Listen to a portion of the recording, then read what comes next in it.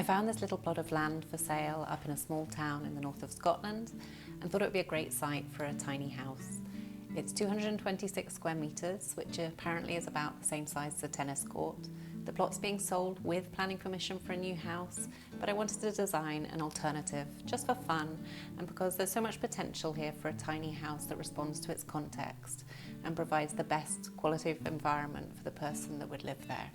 So in this video, I'll show you how I did that. So the site is in Tain in the Highlands, which sits on the sea inlet of the Dornoch Firth and is within commuting distance to the city of Inverness. It's currently a vacant plot in a sparsely populated residential area that has some traditional Scottish white rendered cottages and stonework nearby. The site is surrounded on three sides by roads. One is a track to some fields, but I think they look like they could be developed one day, so I'm going to future-proof this design and assume that they will be. So with roads on three sides, this is quite a visually exposed spot. You can see it straight ahead as you walk down this street, as you come down this street, and as you come up around this corner. So I want to make sure that my design protects the building inhabitant from these lines of sight. The other significant feature of this site is the orientation in relation to the sun. So this is the east, where the sun rises. This is the south, where it reaches highest and warmest. And this is west, where it sets. So to benefit from the best quality of light and natural warmth, we want to orientate the house to have its most exposed side facing south. Now this is Scotland, so intense heat isn't a problem, but lack of light definitely is. And a problem we have is that there is a hill to the south of the site which will block out a fair bit of light.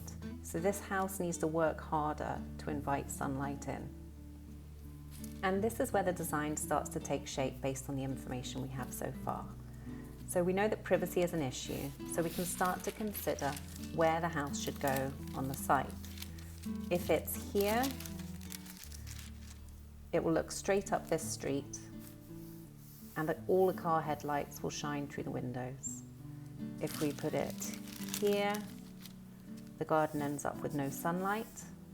And if we put it here, then we may end up looking onto a new housing development and we would be north facing, so wouldn't get a decent amount of light.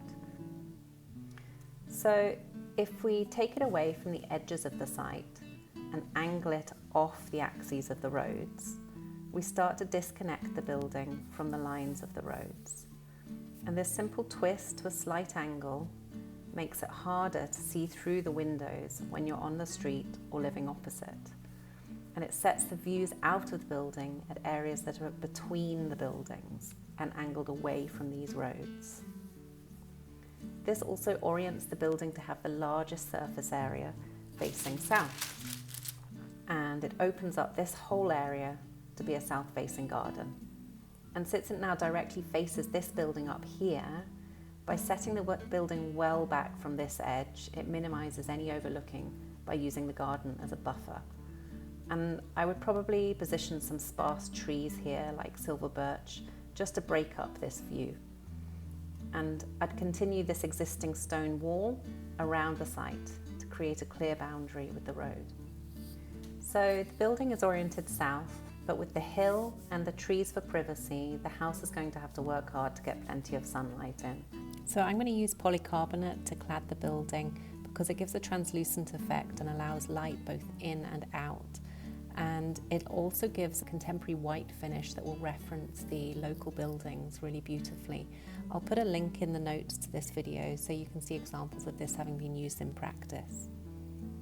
These two walls don't get much light and are closer to the road, so we want more privacy. So I'm going to make the finish here opaque. But for these two walls, I'm going to use 2 levels of translucency to allow in the south light. In this area, you can just about see through the building, allowing a certain amount of light to pass through. And you can see that because the timber structure is visible behind, I've set the horizontal timbers to the studs on an angle, just to be decorative. And then to really maximise the sunlight, this area of wall wraps up and onto the roof with a more transparent level of build-up. Now this is the equivalent of having a huge window but in a house this small, a window this big would probably make you feel like you live in a goldfish bowl. So let's go in. The entrance is set back from the street and is at an angle to it.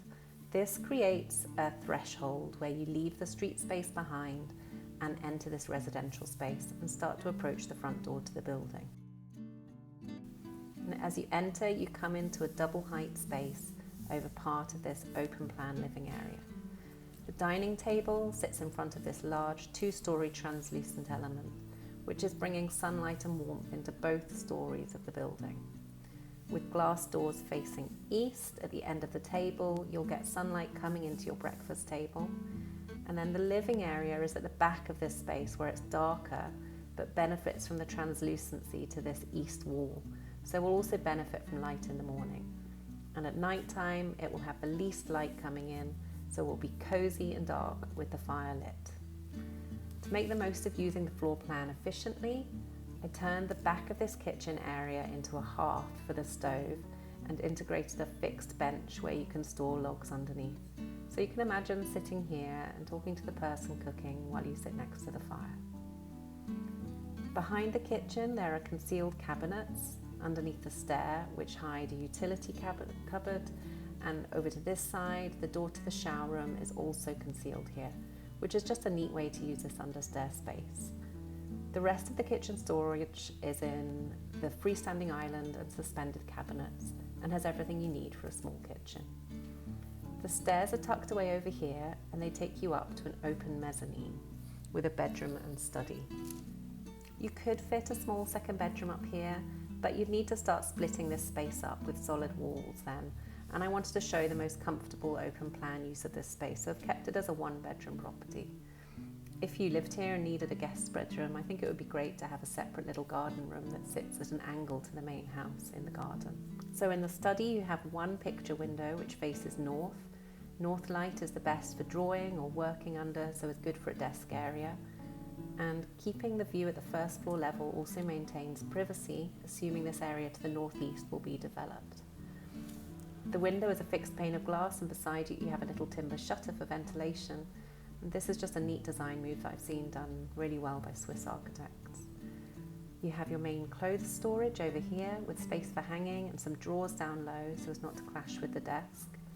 And then this shelving feature creates a threshold between the study and the bedroom, at the same time as providing space for books and decorative objects, and it also conceals the flue from the stove below. And then this is the bedroom, which enjoys lots of natural light through this translucent panel.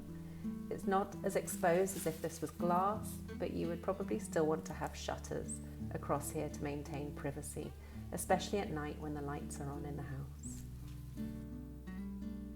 That's when these living spaces become cozy and a bit magical, as the translucency of the walls means the night sky comes in and it feels a bit like an evening garden.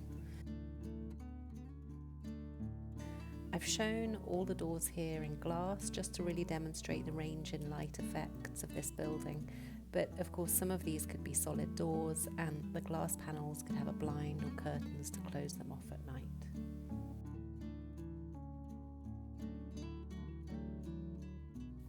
And at night time this house will change its character entirely. The translucency of the polycarbonate that allows light in during the day will make the house appear as if it's glowing when seen from the outside at night time. The nature of the polycarbonate creates a milky translucency, so it's not like living in a see-through house, but it's definitely a bold style of architecture, so it is eye-catching.